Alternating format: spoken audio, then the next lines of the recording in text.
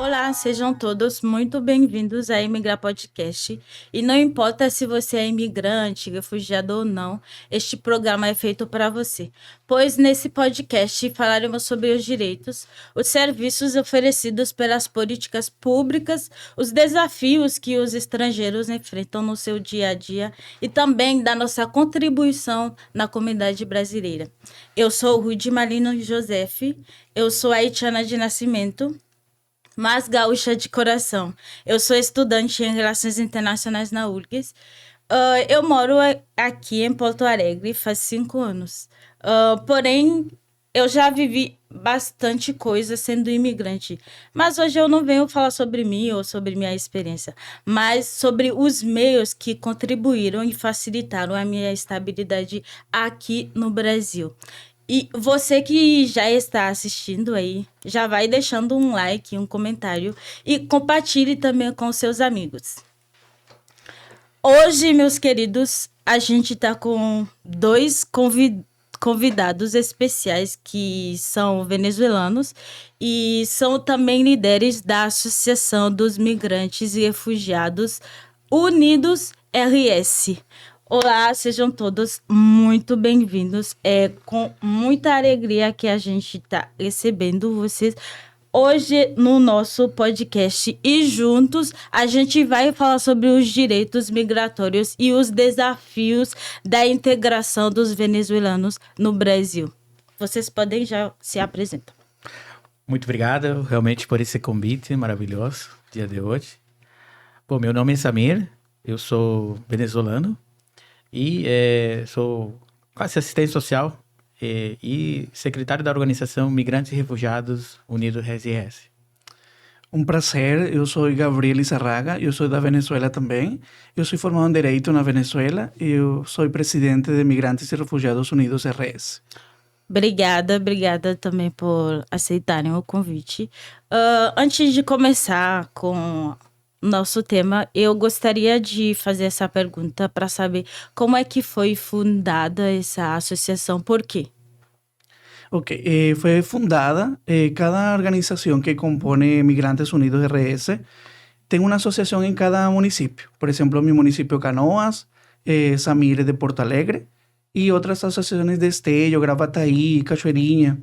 E aí conseguimos falar, olha, eu acho que seria legal estar todos juntos e fazer um mapeamento importante para a migração. Porque nunca teve um censo, nunca teve assim um censo, um programa para poder mapear os imigrantes que moram nos municípios. Sim. Claro, não tem parceria com prefeitura, mas quando uno vai na prefeitura, a primeira pergunta que faz é a seguinte: quantas famílias moram no município? Quantos imigrantes você acompanha? Então, isso foi algo que para nós chamou muito a atenção e conseguimos juntar-nos para fazer essa associação que não só é um censo, também dá um atendimento de qualidade para um imigrante. Porque sabemos muito bem que o primeiro desafio de um imigrante é a língua. Sim, então, eu acho que tendo esse suporte, nós como associação conseguimos fazer todos os encaminhamentos, tanto para o CRAS, serviços sociais, e também para futuros profissionais também. É legal, isso é muito bom, porque eu sou imigrante, eu sou haitiana, então eu já conheço bastante, tipo, a associação dos angolanos, haitianos, até venezuelanos eu não sabia. Não tinha, na verdade, eu acho que é a rede Jesuítas que fazia atendimento e o CIBAI também, mas não tinha especificamente uma associação pelos venezuelanos. Então, isso é muito, muito bom. E isso faz com que os venezuelanos se sentem mais à vontade. Exatamente. Então, é muito bom. Parabéns pelo trabalho também. É um trabalho muito maravilhoso. Obrigado. Considerando que vocês são imigrantes ou refugiados, como vocês descreveriam atualmente a Venezuela que tem levado, tantas pessoas a migrar para o Brasil? Bom, é uma boa pergunta, né? Porque nos dias atuais a Venezuela sofre por uma situação política e social que leva as pessoas a se deslocarem dentro dos territórios como Brasil, Colômbia, até Estados Unidos e outros países também. E a situação tem trazido que a gente já está quase em 8 milhões de venezuelanos que saíram por causa dessa situação. Que são muitos contextos, né? Além da situação social, além da situação econômica, tem muitos contextos que estão envolvidos que afetam realmente a população, principalmente as mais vulneráveis. No caso das pessoas que do dia a dia se deslocavam para o trabalho, para alimentos, essas coisas começaram a ser falta, e a não ter o país não brindar essas garantias, né, de necessidades básicas, as pessoas começaram a se deslocar e solicitar algumas, no caso, né, migrar, né, no caso para o Brasil, e outras solicitando refúgio por causa de também ter uma persecução política. Uma persecução também social, que deriva realmente essa proteção que o Brasil, um país acolhedor, está conseguindo acolher nossos irmãos migrantes de uma forma muito respeitável, muito acolhedora. Infelizmente, em outros países não é da mesma forma. Sim. Então, o Brasil, podemos dizer que é um exemplo o entender esses contextos migratórios. Né? Verdade. Não sei se tem... É verdade. Assim como falou meu colega Samir, a Venezuela está passando por uma crise humanitária muito grande. Sabemos a dificuldade que acontece a nível econômico e também político. Muitos imigrantes saem de seu país não porque querem. Eu acho que isso também é dá essa reforçada para as pessoas entender que um imigrante não sai de sua casa porque quer sair, quer conhecer outro país. Não. De essa decisão tem muita coisa que acontece na vida deles. Por exemplo, por persecução política, por crise humanitária. E Brasil ha sido um país que não só acolhe os imigrantes. Eu sempre falo isso, também cuida de los imigrantes. Sim. Porque tu tem políticas públicas aqui no Brasil que tu consegue acceder e tu consegue começar uma vida nova aqui no Brasil. Legal. Muito bom, obrigado. E quando vocês chegaram aqui no Brasil, quais foram as principais, dificuldades que vocês encontraram? Eu sei que o idioma já é diferente e o português é muito difícil. Tem algumas palavras que dá para entender em espanhol, né? Mas, é muito, muito, muito distante. Então, como é que vocês lidaram com esses desafios para se entregar na comunidade brasileira? Aí, por exemplo, eu vou falar de minha experiência. Quando cheguei no Brasil, eu tinha 3 meses aqui e foi muito difícil. Eu senti uma depressão migratória, que muitas pessoas pouco falam disso. Mas tu fica em casa sozinho, tu não consegue te entender, ninguém fala contigo. Olha, tu consegue, não tem essa rede de apoio que eu consigo. Vou fazer um grupo de apoio que eu consiga falar de lo que está acontecendo na minha vida. É muito difícil. Aí eu me lembro que eu fui contratado para recepcionista em um hotel em São Miguel de las Missões. Nossa, eu não falava nada português e me colocaram na recepção de um hotel. Aí eu não sabia nada, nem o que era uma caneta, uma folha, um copo. Era muito difícil, inclusive passei muito preconceito, muito xenofobia. Eu acho que isso foi o que me ajudou a pensar também, a criar essa associação, a que outro imigrante não passe o que eu passei. E eu acho que essa é a diferença que marca e que tentamos que outro imigrante não passe isso, porque é muito difícil, mas... Também em Brasil tem essas políticas públicas. Por exemplo, tem instituições como o CIBAI, que eu sempre falo que CIBAI é minha casa. Ele foi que me acolheu, me deu esse primeiro currículo, minha primeira documentação, meu primeiro emprego, meu segundo. E eu acho que CIBAI é uma referência também muito grande aqui em Porto Alegre. Sim, verdade. O CIBAI está fazendo um trabalho muito bacana mesmo. Pode falar. Sim, então, eu acho que complementando as palavras do Gabriel... Eu acho que o migrante e o refugiado passa por uma etapa inicial de entendimento, principalmente das políticas do Brasil. É um país diferente, tem uma estrutura de trabalho diferente, carteira de trabalho, benefícios sociais. E o migrante precisa entender essa questão, só que está em outra língua, no caso, né? E esse aí o contexto que demora o processo para conseguir entender todas as questões políticas, né, sociais, como é que funciona, o que é um contrato de trabalho. Então, esses desafios ainda persistem na comunidade migrante, né? porque nós ainda não paramos de continuar recebendo refugiados e imigrantes dos contextos migratórios. Hoje em dia estão complexos, e isso ainda leva à possibilidade de manter sempre a documentação em dia, acesso à educação para crianças e adolescentes migrantes, acesso à saúde, e essa orientação sempre terá essa importância. E, de fato, que essa dificuldade, né, leva a que o interesse do Estado de poder levar políticas públicas, no caso dos mediadores interculturais, que conseguem, né, mediar essa transição seja mais integral, mais humana, no sentido, né?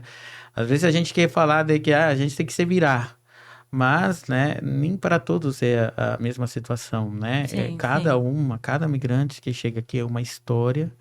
A gente fala também que a mala não veio cheia. A mala deixa muitas coisas lá, como cultura, verdade. tradições, comidas, família. E é uma experiência que deve ser tratada com muita delicadeza, muito cuidado, né? Não é uma situação qualquer uma, né? E nesses contextos dos dias atuais, esses desafios, nós, dentro do Migrantes e Refugiados Unidos, trabalhamos para que o migrante se sinta realmente acolhido de uma forma mais integral, mais humana, cada dia, né? Melhorando esse acolhimento e trabalhando em conjunto com a sociedade brasileira para diminuir o impacto da família com respeito a essa integração. Exatamente, eu concordo com Samir, só ser breve. Aí eu pego uma palavra que sempre fala a Rita, que é não só uma tradução, é criar um vínculo com a pessoa. Sim. E quando tu é atendido por outro imigrante, transforma o atendimento completamente. Sim. Isso é verdade.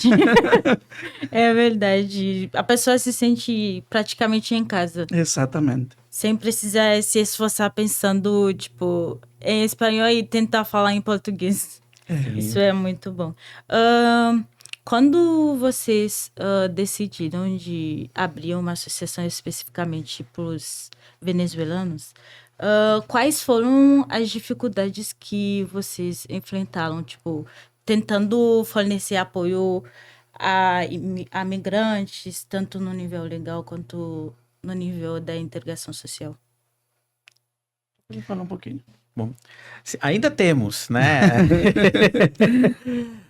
A gente que entra na área social, ou vamos falar das organizações da sociedade civil, sabe que é um grande desafio, né? Sim. Acreditar nessa proposta. Qual o interesse? Né? A gente sabe que o interesse para a sociedade é aportar.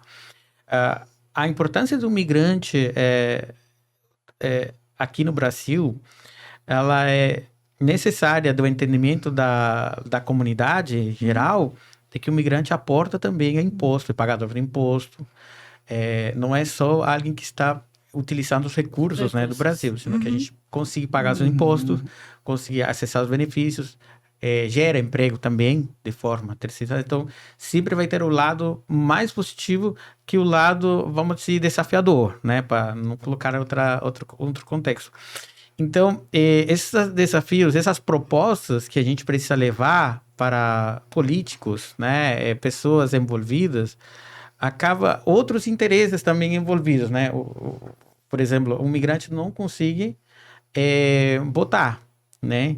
Então, obviamente que todo tem um viés político, no caso, mas nós precisamos entender que nosso viés é humanitário, né? Então, o interesse de não ter esse trabalho altruísta, né, é nós apresentar essa proposta para que podamos, então, acessar os serviços. A gente consegue acessar em algumas prefeituras, tem mais parceria, outras talvez tem um pouquinho de falta de entendimento com respeito ao que é o trabalho migratório, como a gente desenvolveu um trabalho migratório, e a gente precisa de recursos, né? Sim. Principalmente recursos humanos, né? A gente não está falando tanto dos financeiros, sino mais dos humanos, acessar realmente a saúde de uma forma mais integral, acessar a educação de uma forma mais integral, e esses desafios ainda persistem e continuam, e a gente está, se alguma instituição conseguir nos escutar, né? A gente deseja atender realmente a população de uma forma de melhor qualidade, né? De melhor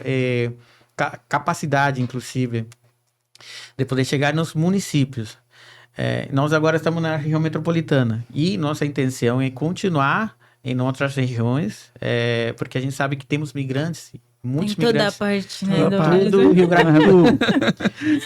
E aí a gente precisa chegar até aquele imigrante que está lá, que não consegue sair até a capital, até Porto Alegre, né? Que sabemos que, por exemplo, a documentação está aqui na Polícia Federal. E tudo isso precisa de uma logística. Sim. E sem Verdade. o governo, a gente sozinho não dá conta, né? Então, esse desafio ainda persiste de não ser ouvidos, de não ser escutados, né? De nós saber que nós também temos esse grão de areia para a sociedade brasileira, que nós estamos aqui para aportar, para somar e para crescer em conjunto. Se a gente tem desafios também, é uma realidade.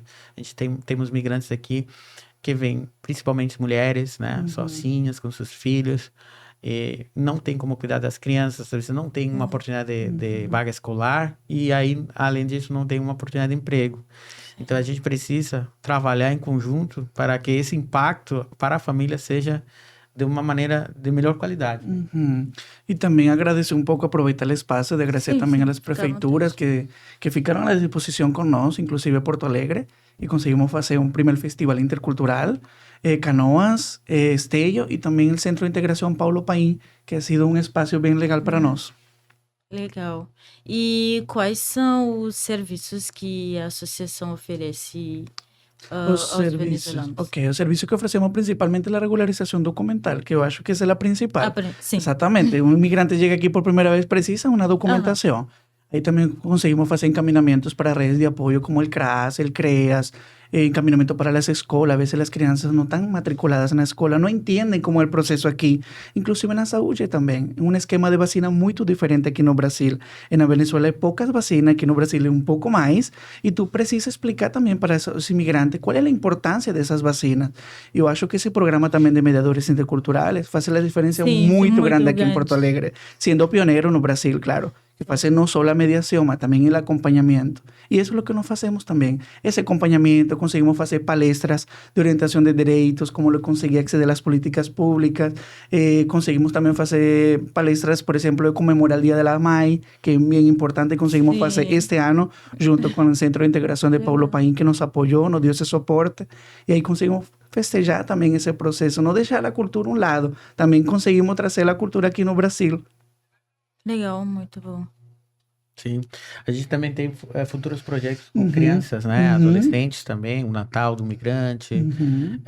A gente quer fazer um festival em cada município, com o objetivo de nos apresentar a cultura, né? De todas as nacionalidades, não só venezuelana.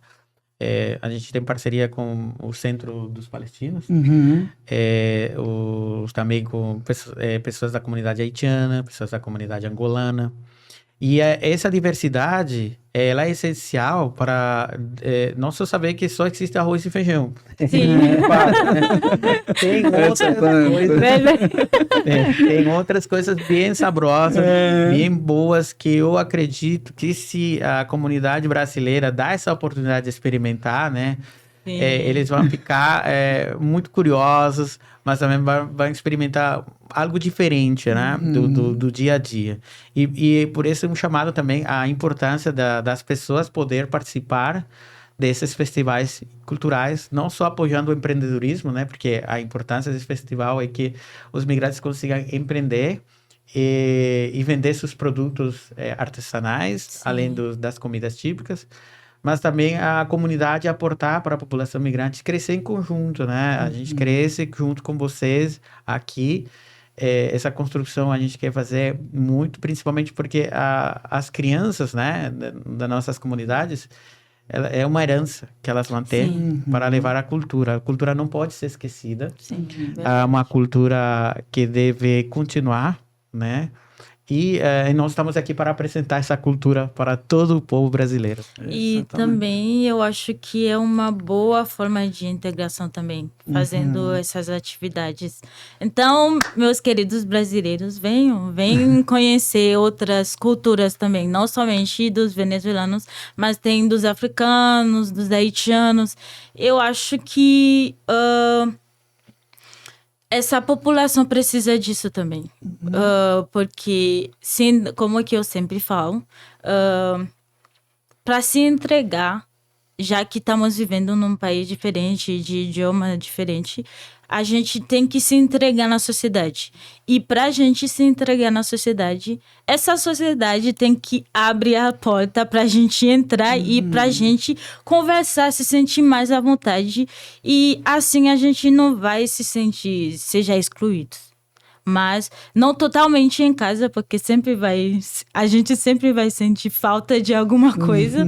Mas, pelo menos, na nossa estabilidade, a gente vai se sentir mais tranquilo, mais à vontade também. Que eu acho que é uma questão que as autoridades deveriam pensar muito nisso. A outra pergunta que eu tenho, qual é a perspectiva da associação sobre o futuro da migração venezuelana no Brasil? Existem mudanças políticas ou sociais que poderiam melhorar a vida dos migrantes?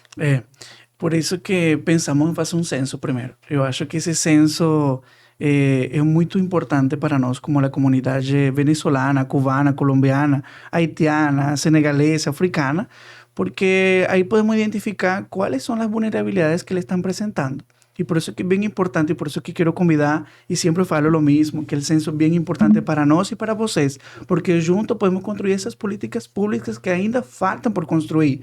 E por isso que aí conseguimos falar todas as associações e falamos, olha, é bem importante chegar a cada município, porque não só atender um solo município. Quantos municípios tem Rio Grande do Sul? Nós queremos chegar até Venâncio, até Lajeado, chegar a todos os municípios. E queremos seguir fomentando essa proposta. Eu fui delegado da Comigrá, pelo estadual. Sim. Eu fui a Brasília e temos bastante propostas. E isso é o que queremos, essas propostas sejam feitas. Por exemplo, a revalidação de diploma é um desafio muito grande para os imigrantes. E é uma porta que precisa, de fato, ser aberta agora. E porque um imigrante estuda em seu país. Sim. Imagina chegar de novo a um país que é uma cultura diferente. Trabalho precário, uma língua diferente. Olha, e começar de novo é muito difícil. E as pessoas ficam com depressão. Por isso que eu sempre falo isso. A depressão é um tema muito sensível, mas importante sempre ser falado. Nunca podemos esquecer da depressão. Há pessoas que, claro, ficam deprimidas porque, olha, eu me formei 5 anos em meu país de origem e chego aqui e tenho que começar de zero e fazer um trabalho que eu não estava acostumado. Não estava acostumado. Exatamente. E também tem essa parte de que a pessoa tem família lá que tem que trabalhar, mandar dinheiro. Então, é bem Exatamente. E é muito complicado. Há muitas pessoas que têm que pagar seu aluguel aqui, mas têm que pagar aluguel na Venezuela também. Sim. Então, é um processo muito difícil. Sabemos que o salário de um sector é baixo, alguns, e às vezes não alcança o dinheiro. Sabemos muito bem que é bem difícil ainda para um imigrante. E por isso que é, de fato, fazer esse censo. Convidamos a você, estão as portas abertas aqui da Associação de Imigrantes e Refugiados Unidos, RS, para que juntos podamos construir essas políticas públicas que precisamos aqui no Brasil. Sim, muito bom. Pode falar. Não, compartilhando realmente o que Gabriel está trazendo, né? Partindo desse futuro, né? A gente quer continuar ensinando ao mundo. Migrar é um direito, né? Não é uma questão que deixa assim aberto, não. Pelo menos o Brasil entende isso e nós ficamos muito gratos por isso também. Além disso, o Brasil é o único país, ou um dos poucos países, para não falar, é um dos poucos países que não chama os migrantes ilegais. Eles chamam irregular. Verdade. Essa diferença acaba entendendo como é o tratamento do governo brasileiro para os migrantes e refugiados. Muitos países chamam de ilegais, né? Você está ilegal, você não está com sua documentação em dia. Não, você está irregular, precisa arrumar sua documentação. Isso não quer dizer que você vai expulso do país. Você vai ser convidado a sair se não tem a regularização, mas uma convidação bem diferente a ser expulso. E partindo dessa grande diferença, a gente precisa entender que tem outros viés também necessários, né? O Brasil liderando muitas questões migratórias no mundo. A gente quer continuar que esse entendimento, né, dessa mega diversidade que o Brasil apresenta com respeito às políticas migratórias, elas sejam mais aprofundadas. E aí chegamos ao contexto da documentação, chegamos ao contexto também das famílias, né? com benefícios sociais como o BPC, famílias com algumas situações também complexas, né? Que infelizmente em outros países não conseguem, né? E isso não quer dizer que o sistema público, o sistema da saúde, vai lotar ou vai colapsar. Por contrário, né? A gente vai diversificar esse trabalho junto com vocês. Essa organização está aqui para ser esses atendimentos, para acolher, para nos entender uns com outros, que o principal fato é que a gente somos seres humanos também, nós temos os mesmos desafios que os brasileiros, mas ainda pode ser que para o migrante e refugiado seja ainda mais aprofundado por não ter essa rede de apoio. O que é uma rede de apoio? Não tem outra família aqui, é outra língua, é outra questão. Então, o futuro é esse, que nós podamos integrar ainda mais e nessas questões, nos aprofundar, falar mais desses temas, que continuem mais com migrar, que continuem mais nos convidando a esse tipo de eventos, esse tipo de lugares onde a gente consiga se expressar e levar nosso sentimento da comunidade até os grandes líderes do Brasil. E eles conseguem entender, porque às vezes o migrante, por a própria língua, tem medo de poder se expressar, ou talvez o que eu vou falar, eles não entendam. Sim, mas é importante que sejamos ouvidos sempre. Os migrantes querem ser ouvidos, querem ser escutados qualificadamente, né? E essas atividades, como os festivais e tudo isso, nossa proposta para todo o Rio Grande do Sul, no caso, todas as prefeituras do Rio Grande do Sul, é que possam ser todo ano, né? Que não sejam esporádicas, que não sejam só quando tiver, senão que a gente consiga desenvolver uma política regional, pelo menos, né? No caso, nós que estamos aqui no Rio Grande do Sul, e que assim ter essa transição, né? Essa integração, né, que tu falou desde o princípio, né? Seja mais humana, né? Mais sensível.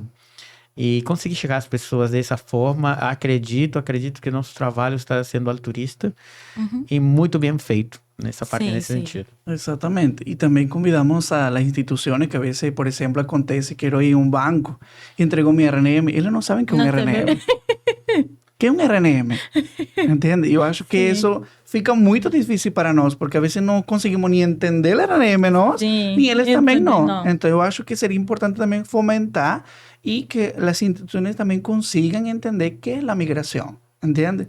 ¿Cuál es el documento necesario para ficar aquí en Brasil? Entonces, a veces no consiguen essa escola. Olha, esse documento é válido. Será que é certo? Será que é do Brasil? Então, eu acho que isso ainda falta muito por construir, faltam muitas mudanças, mas eu sei que o Brasil, como também é acolhedor, eu acho que daqui a pouco vai melhorar muito mais isso. E eu sei que o Brasil vai ficar a casa de todos os imigrantes, porque o Brasil é um país maravilhoso. Sim, falando nisso, uma coisa que a Rita falou a última vez, que eu acho muito importante, muito interessante, é que o Brasil não tenha somente mediadores no setor de saúde, mas em todos os setores que atendem imigrantes. Então, eu acho essa parte uma parte muito, muito boa, porque isso faz com que a pessoa, por exemplo, a pessoa precisa de trabalho e vai lá, seja no Cine ou numa empresa, largar um currículo, mas o recrutado não sabe nada de espanhol, desculpa, de espanhol. Daí, mas eu não entendi. Isso já faz com que, depende do recrutador, não vai dar. Porque ele ou ela fala somente espanhol e a gente não fala espanhol. Então, a pessoa já está desqualificada. Porém, a pessoa tem potencial para fazer aquele serviço. Então, isso eu acho que é um ponto muito importante que o governo ou os representantes dos municípios deveriam pensar muito bem, porque isso também iria facilitar a nossa integração sendo imigrantes ou refugiados aqui no Brasil. Uma última pergunta que eu estava pensando, eu achei muito interessante também, Eu sei que o Brasil e a Venezuela mantêm um conjunto de acordos bilaterais, incluindo o Acordo de Complementação Econômica, que é o número 69, que regula o comércio entre os dois países e o setor agrícola, bem como acordos para a cooperação técnica e humanitária em áreas como saúde e gestão de riscos. Mas, recentemente, com a política do Trump, que está taxando os países, o acordo de isenção de tarifas de importação foi quebrado pela Venezuela, que começou a taxar produtos brasileiros, apesar do ACE, que é Acordo de Complementação Econômica, 69, prevê a não explicação dessas taxas para os produtos do Brasil. Isso tem algum impacto sobre o cotidiano dos venezuelanos aqui? Mayormente sí, claro que sí, impacta bastante en la población venezolana, porque más que sea ahí donde entra la parte migratoria, por eso es que les salen del país.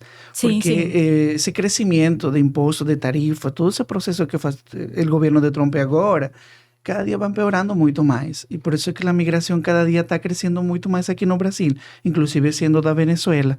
Y es un tema bien complexo, que ainda precisamos entender muito mais o que está Sim. acontecendo e por que, de fato, hay governantes ou presidentes que fazem esse trabalho que não olham a dificuldade que pode acontecer em cada pessoa, não? Em Sim. cada país, incluindo se tem parceria, se tem algum convênio. E por isso que, de fato, precisa estudar um pouco mais essa realidade. Você queria falar algo? Não, é exatamente isso que o Gabriel trouxe, né? Afeta realmente todas as políticas e relações internacionais. A gente não sabe o que pode acontecer na Venezuela nos próximos dias, inclusive, né? A gente está vendo nas notícias sobre questões de invasão, o presidente lá também se defendendo de algumas questões. A gente não tem um panorama muito vislumbrante e a realidade é que nossa população está sendo muito afetada porque é dos dois lados da moneda, né? A gente não falar tanto do profundidade política, né? Nem se aproximar tanto, mas isso vai gerar um impacto e está gerando já um impacto na população que a gente está tendo... por exemplo, no município fronteiriço de Pacaraima, onde a gente está recebendo muitos venezuelanos lá, e é uma cidade muito pequena, infraestrutura muito pequena, né? E está recebendo muitos conterrâneos, né? Em uma situação que daqui a pouco o governo brasileiro, federal, terá que intervir e agir de uma forma diferente para tentar solventar.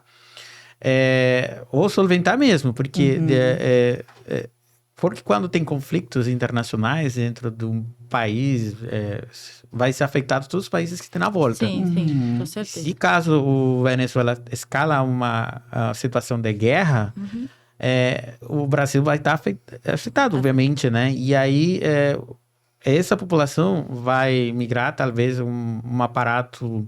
vai ser uma população que vai se deslocar massivamente.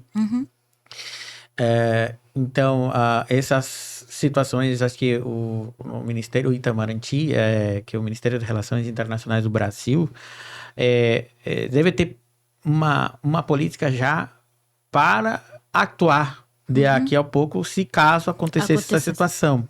Porque não é só a questão dos aranceis, né? É uma questão de impostos, econômica. Mas sempre a economia vai afetar a quem não consegue comprar um pão, quem não consegue comprar comida, quem não consegue utilizar os serviços, né? E no desespero de uma pessoa não ver que não tem dinheiro, que não tem nada para alimentar seus filhos, ela vai correndo, ela vai a pedir auxílio, suporte. E essa é a situação que a gente não quer chegar nesse extremo, é muito perigoso, né? Nesse sentido. Mas a gente tem que estar preparado, né? Porque... são situações que a gente não tem controle. O Brasil também não vai ter controle disso. E acho que é importante que o Brasil se prepare, né, para poder atender essa demanda, né?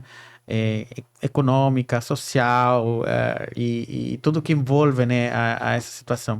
O programa que tem, né, da Operação Acolhida, né, junto com o governo federal, ele estava em uma fase bastante grande, mas agora tem diminuído um pouco a situação da integração de vários estados, né?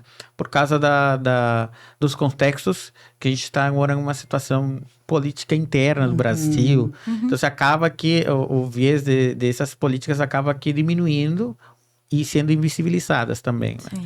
Mas tem uma realidade, a gente tem a Pacaraima com muitas pessoas solicitando ser integradas em outros estados. Então, eles estão vindo por conta própria. E ao chegar aqui por conta própria, a gente não tem aquela estrutura, aquele trabalho, aquele suporte para atender imediatamente. Então, sim. Porque llegan sin documentación, porque al principio en Pacaraima era una porta para eles de acolhimento, de fazer documentação, carteira do trabalho. Chegavam aqui em outro estado, já tinha toda a documentação feita. Sim. Mas quando agora chegam por seus próprios meios, é difícil, tem que fazer documentação nova. E para conseguir emprego aqui no Brasil, precisa ter a documentação. E às vezes a pessoa nem tem onde morar também. Exatamente. Acesso à moradia, eu acho que é a situação mais difícil ainda. Sim. Não tem uma casa de acolhimento para imigrantes, eu acho que ainda está muito difícil. Uma casa de passagem, falamos nós sempre isso, não? Uma casa de passagem que sirva por uns dias para o migrante se estabelecer é algo essencial, é algo necessário em cada município que acolhe imigrantes, né? De quantidades grandes, né? No caso, Porto Alegre, a região metropolitana, no caso, Canoas, Esteio, Alvorada, Gravataí, são municípios que têm muita população migrante venezuelana, no caso venezuelano. E essas demandas de ter pelo menos uma casa de passagem para o migrante ser acolhido com sua família, sem aquela separação, né? Que a gente não quer separar as familiares. Que acontece, o que acontece, né? O migrante chega e às vezes o próprio CREAS, né? O próprio sistema de desenvolvimento social do município, ela acaba separando as famílias. E a gente, infelizmente, às vezes recebe denúncias de situações de violação de direitos. Por quê? Porque os migrantes não é uma população em situação de rua. Okay? Eles são migrantes. A população em situação de rua é outro contexto, é outra política, né? Que é baseada mais na situação do contexto da própria situação de rua. E a gente não deseja misturar essas políticas como uma só. E isso que acaba acontecendo que os municípios, a não entender, acabam levando mulheres para abrigos, né? E aí com suas crianças, e acabam sendo abusadas, né? Nesse sentido. E isso é algo muito grave, se a gente não pensa realmente em como ter essa acolhida, porque aí a gente tem várias famílias que passaram tristemente por essa situação. E é um trabalho de recuperação que é complexo. Às vezes não vai ter essa medida recuperativa. E é isso, né? Realmente, né? Essa é a preocupação que nós sempre temos. Recebemos uma ligação, por exemplo, na sexta-feira. Chegou uma família, não tem onde morar. Samir, o que eu vou fazer? Ou Gabriel, o que eu vou fazer? É muito difícil, muito complexo, porque não tem uma estrutura ainda.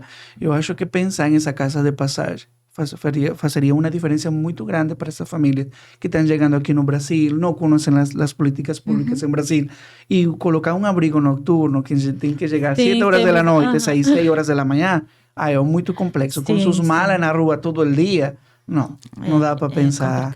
É complicado. Tá bom, obrigada. Eu gostei muito da nossa conversa. Tem muitas coisas que eu sabia, mas da comunidade haitiana, não na comunidade dos venezuelanos. Então, gostei muito da conversa e eu aprendi muita coisa também que eu não sabia. Obrigada. Eu não sei também se vocês têm algumas considerações finais, tipo uma chamada ao povo venezuelano. Eu não sei se vocês têm. Claro, podemos convidar a eles que participem, como falei sempre, do censo. Estamos aqui à disposição em nossas redes sociais também, que é Migrante Piso Refugiado RS. Aí você pueden conseguir todas las informaciones de nós, las palestras, los censos en los municipios. Bien importante tener esa red de apoyo, tener ese grupo. Nós temos un grupo de WhatsApp también que conseguimos encaminar cualquier vaga de emprego, cualquier curso. Então é importante que estemos aqui juntos. Vamos a construir essas políticas públicas aqui no Brasil e que estamos aqui à disposição todo o que vocês precisem também. Sim, o chamado é que não pode nos procurar nas redes sociais também. A gente está disponível para orientar sobre documentação. Agora a gente também tem uma parceria com microcréditos, né? Com um banco específico aqui no Brasil. Para o migrante conseguir acessar a um microcrédito, que é um valor representativo, mas bem importante para iniciar um pequeno empreendimento, né? E outras situações também onde o migrante o migrante refugiado precise ter, então, qualquer tipo de orientação, a gente vai estar disponível para vocês. Pode nos procurar no Instagram. Tá? E a gente fica feliz realmente de ter participado, então, aqui nesse podcast. E o importante, aguardamos a você na segunda edição do festival, que vai ser em Canoas, o Festival Intercultural. Vocês também estão convidados, tá? Obrigada. E você já tem uma data? Sim, o dia 18 de outubro. E o endereço? Vai ser no Parque Eduardo Gomes, de Canoas, Fátima. Tá bom, gente? Tá? Então, você que tá assistindo já tá convidado também. Muito, muito, muito, muito obrigado por aceitarem o convite mais uma vez. Eu gostei muito da nossa conversa e eu espero também que a gente vai continuar trabalhando. Não somente, porque eu sou haitiana, eu não tenho que me misturar com... Não, a gente é um só. Humanamente, um só. Então, vamos continuar mantendo força, coragem. Eu sei quanto é difícil ser imigrante ou refugiado, mas a gente já está aqui. E, querendo ou não, a gente tem que viver. E a gente tem que continuar lutando. E vocês que estão representando os venezuelanos, que estão fazendo um trabalho maravilhoso, coragem e força, não desistem, porque eles precisam de vocês. E já que vocês estão no primeiro lugar na fila, é vocês que têm que abrir portas, abrir caminhos para eles. Então, força. Eu sei que a luta não é fácil. Não é fácil. Mas com determinação e força, a gente vai conseguir. Muito obrigado. Muito obrigado. E você que está assistindo aí, obrigado também por ficar até o final. Você já tem um convite no Festival dos Venezuelanos. Venham participar, por favor. Venham conhecer as comidas gostosas da Venezuela. E também a gente vai parar por aqui. Obrigada mais uma vez por assistir até o final.